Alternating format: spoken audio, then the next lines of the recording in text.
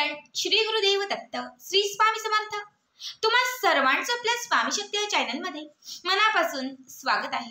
स्वामी तुम्हा सर्वांच्या सर्व चांगल्या इच्छा पूर्ण करोत एवढीच स्वामींच्या चरणी प्रार्थना करते आणि आपल्या आजच्या या नवीन आणि सुंदर व्हिडिओला पुन्हा एकदा नव्याने सुरुवात करते।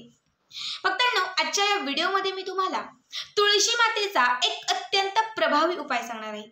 बघा, तुळस ही भगवान श्री विष्णूंची अत्यंत प्रिय, जिला प्रिय सखी मानली जाते। खरं तर ज्या घरामध्ये तुळस मातेचं पूजन हे दररोज केलं जातं किंवा ज्या घरातील महिला ही तुळशी मातेला दररोज नित्य नियमाने पाणी अर्पण करत असते, जल अर्पण करत असते, काही सेवा करत असते, त्या घरातील स्त्रीच्या आयुष्यामध्ये किंवा त्या घरातील स्त्रीच्या घरामध्ये सदैव सुख समृद्धी नांदते। खरं तर आपल्या घरामध्ये आपल्या आईला जेवढी किंमत असते किंवा आईला जेवढं महत्त्व असतं तितकंच महत्त्व हे आपल्या घरात असलेली जी तुळस माता आहे या तुळशी मातेचं असतं। काही लोक जे आहेत त्यांच्या घरामध्ये तुळस असते, काही लोक जे आहेत त्यांच्या अंगणामध्ये तुळस असते, कारण सिटीतील लोक अंगणात तुळस ठेवू शकत नाही, त्यामुळे घरातील गॅलरीमध्ये असते।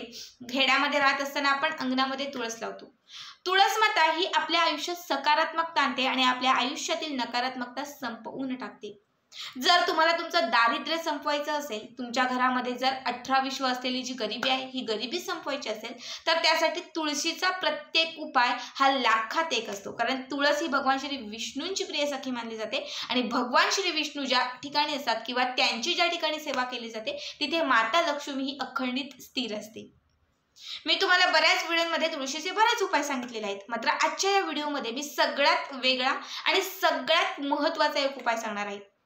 जेव्हा आपण तुळस लावतो, बऱ्याच वेळा ती तुळस जी आहे ती सुकते, तर या सुकलेल्या तुळशीचे म्हणजे जी सुकलेली तुळस आहे या सुकलेल्या तुळशीचे आपल्याला कशा पद्धतीने काही उपाय करायचे आहेत किंवा सुकलेल्या तुळशीचे आपल्याला नक्की काय करायचे आहे, बरेच लोक ते उपटतात, फेकून देतात, कुठे टाकावं हे देखील बऱ्याच लोकांना कळत नाही। तर याबद्दलची संपूर्ण माहिती मी तुम्हाला आजच्या व्हिडिओमध्ये सांगणार आहे। त्याचप्रमाणे याच सुकलेल्या तुळशीचा धनाची प्राप्ती होण्यासाठी एक विशेष करायचा उपाय मी तुम्हाला सांगणार आहे। त्यासाठी आपला आजचा व्हिडिओ शेवटपर्यंत पहा आणि जे कोणी आपल्या चॅनलवरती नवीन असेल त्यांनी लगेचच आपल्या चॅनलला सबस्क्राईब करा। बघा, बऱ्याच वेळा काय होतं की जेव्हा तुळस सुकते आपण ती सहज अगदी उपटतो आणि एखाद्या बाजूला किंवा कुठेतरी नेऊन टाकतो, जिथे आपण निर्माल्य टाकतो त्या ठिकाणी टाकतो। जेव्हा तुम्ही तुळस उपटता तर ती व्यवस्थित, कारण ती माता लक्ष्मी आहे, ठीक आहे, त्यामुळे ती व्यवस्थित तिथून काढायची आहे। खूपच सुकली असेल तर बघा आपण निर्माल्यात वगैरे टाकतो, वाहत्या पाण्यामध्ये सोडून देतो। तर ही जी सुकलेली तुळस आहे ही सुकलेली तुळस तुम्हाला काढून त्याच्या छोट्या छोट्या काड्या तुम्हाला तोडायच्या आहेत, त्या कापायच्या नाही किंवा अजून तुम्हाला कोयती वगैरे असं काही लावायचं नाही। हाताने तुम्हाला त्याच्या सर्व काड्या ज्या आहेत त्या व्यवस्थित तोडून घ्यायच्या आहेत। ह्या स्वच्छ पाण्यामध्ये तुम्हाला धुवायच्या आहेत आणि स्वच्छ पाण्यात धुवून तुम्हाला त्या सुकवायच्या आहेत। 4-5 दिवस ह्या व्यवस्थित सुकवायच्या आहेत। सुकल्यानंतर त्या मिक्सरच्या भांड्यामध्ये टाकायच्या आहेत आणि त्याची एक पावडर करून घ्यायची आहे, ठीक आहे। ही पावडर करून झाली की त्यानंतर ती पावडर तुम्हाला एखाद्या चाळणीने चाळून घ्यायची आहे आणि एकदम बारीक अशी एक पावडर तुम्हाला करून घ्यायची आहे। जी बारीक केलेली एकदम पावडर आहे ती एका डब्बीमध्ये भरून ठेवायची आहे। जेव्हा आपण दररोज आपल्या देवघरामध्ये देवांना हळद, कुंकू, चंदन, अष्टगंध या गोष्टी लावतो, तर त्या सर्व गोष्टींमध्ये ही तुम्हाला पावडर जी तुम्ही बनवून घेतलेली आहे तुळशीच्या काड्यांची ती टाकायची आहे आणि ती देखील तुम्हाला त्यामध्ये मिक्स करून त्याचा टिकळा जो आहे तो सगळ्या दैवतांना लावायचा आहे। आणि जी थोडीशी जाडसर पावडर होती ती देखील एका डब्बीमध्ये भरून ठेवायची आहे, ठीक आहे। ती एका डब्बीत भरून ठेवायची आहे आणि ज्या वेळेस गुरुवार असेल किंवा विशेष तुम्ही भगवान श्री विष्णूंच्या काही सेवा करणार असाल तर त्यावेळेस जो तुम्ही दिवा प्रज्वलित कराल, जो तुम्ही दिवा लावाल, त्या दिव्यामध्ये तुम्हाला ही पावडर घालायची आहे। कारण तुळस ही भगवान श्री विष्णूंची सर्वात प्रिय गोष्ट, सर्वात आवडीची गोष्ट आहे। जर आपल्याला त्यांच्यापर्यंत पोहोचायचं असेल किंवा आपल्याला जर एखादी इच्छा त्यांच्याकडे व्यक्त करायचं असेल तर आपण त्यासाठी तुळशीचे उपाय करतो, तुळशीजवळ काही उपाय करतो आणि तिथे केलेले उपाय हे भगवान श्री विष्णूंपर्यंत पोहोचले जातात आणि जेव्हा त्यांच्यापर्यंत आपली सेवा, आपले उपाय पोहोचले जातात तेव्हा आपल्या ज्या इच्छा असतील त्या इच्छा त्वरित पूर्ण होतात। आता खास मी तुम्हाला इच्छा प्राप्तीसाठी किंवा धन आकर्षित होण्यासाठी, संपत्तीसाठी किंवा घरात पैशांचा ओघ येण्यासाठी, तुमचे जिथे जिथे अडलेली कामं आहेत ती कामं मार्गी लागण्यासाठी आणि घरात पैसा येण्यासाठी एक विशेष सेवा सांगत आहे. बघा, कुठल्याही गुरुवारपासून या सेवेची सुरुवात करायची आहे, कारण गुरुवार हा भगवान श्री विष्णूंचा दिवस आहे. गुरुवार हा आपल्या गुरूंचा, आपल्या स्वामींचा दिवस आहे. गुरुवारपासून तुम्हाला या सेवेची सुरुवात करायची आहे.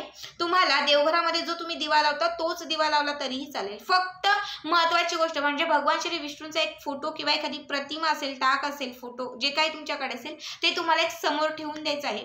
ठेवल्यानंतर ज्या दिवशी तुम्ही या सेवेला सुरुवात कराल, आधी संकल्प करून घ्यायचा आहे की मी 11 दिवस न चुकता दररोज भगवान श्री विष्णू, मी दररोज तुमची व्यंकटेश स्तोत्राची सेवा करत आहे. 11 दिवसात मी माझ्याकडनं जशी शक्य होईल तेवढी तुमची सेवा करणार आहे. माझी ही इच्छा आहे. ही इच्छा माझी पूर्ण होण्यासाठी किंवा ही इच्छा पूर्तीसाठी मी ही सेवा करत आहे.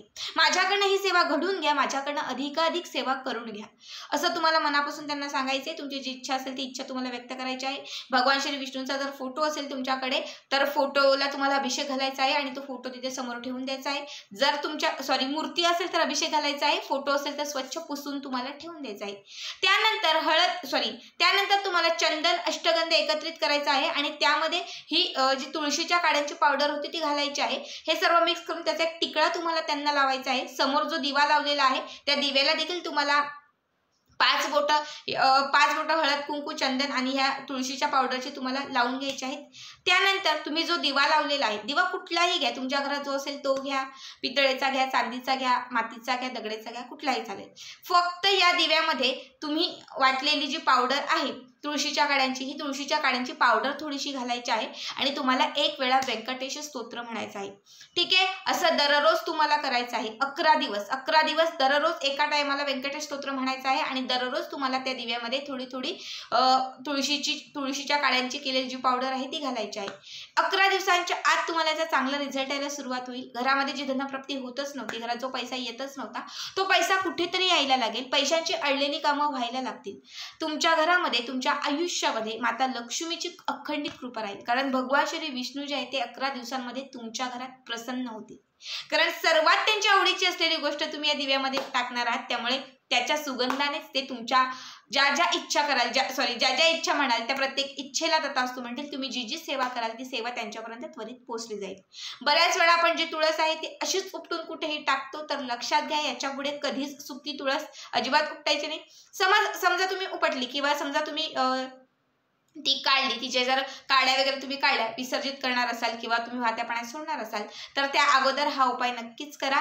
त्या सुकलेल्या काड्या ज्या आहेत त्या तोडून मिक्सर लावून त्याची पावडर करून घ्या दिव्यामध्ये टाकण्यासाठी किंवा मग देवांना अष्टगंधासोबत लावण्यासाठी या पावडरीचा उपाय करा. अत्यंत साध्या सोप्या गोष्टी आहेत, मात्र जर आपण त्या काही केल्या तर आपल्या आयुष्यामध्ये त्याचा एक सकारात्मक बदल घडू शकतो. तर अशा पद्धतीने हा उपाय तुम्हाला करायचा आहे. आजचा हा व्हिडिओ तुम्हाला कसा वाटला नक्कीच कमेंट करा आणि असेच पुढचे व्हिडिओ पाहण्यासाठी चॅनलला सबस्क्राईब करा. श्री स्वामी समर्थ. जय जय स्वामी समर्थ.